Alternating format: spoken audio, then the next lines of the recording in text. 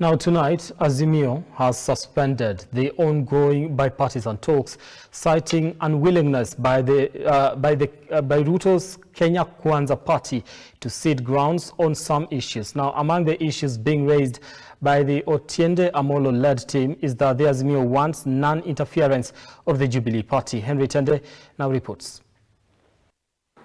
And as an interim measure, we requested that we communicate on suspension of the ongoing selection of the IEBC commissioners as an interim issue. And on the fourth issue was the question of interference with constituent political parties among the two coalitions. And as an interim measure last week, we requested that there be a cessation of invasion of the consequent parties, particularly the Jubilee party. Today we've had lengthy discussions, we also had them last week, on the four issues that we had requested. Our colleagues have refused to concede to any of those interim measures, which has led us to the conclusion that they are not negotiating in good faith. Because if you are negotiating in good faith, there can be no harm in preserving the status of what is there, pending inquiry substantively. That as long as we are having honest bipartisan talks in good faith, we would persuade our principals to cease any form of mandamano as long as the talks were on, and we made that offer. We also indicated that we would talk to our principals and we would persuade them and ourselves to cease any talk that would undermine these bipartisan talks.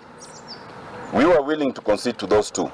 They were not willing to concede to any in terms of our request, which has led us to conclude that we will get nowhere, even with the substantive issues, that our colleagues are not negotiating in good faith.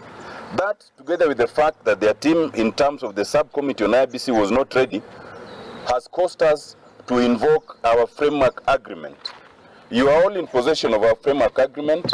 It contemplates such a situation where there's a fundamental disagreement. If you look at clause 37, it says in the event of irreconcilable differences on a fundamental or core issue identified under this clause, the talks may be suspended for 7 days by written notice by either chairperson, provided that the talks may resume before the expiry of the 7 days if the parties reach consensus. In our opinion, refusal to concede to any of these interim measures, which look logical to us, means then that we have irreconcilable difference on a fundamental issue. And we've chosen to invoke Article 37. We've already done the notice as the co-chair, suspending these talks for 7 days until and unless our principals or ourselves, we might then reach a different conclusion. Because we believe that if we go this way, then we are giving false hope to Kenyans, and there's no reason to do that.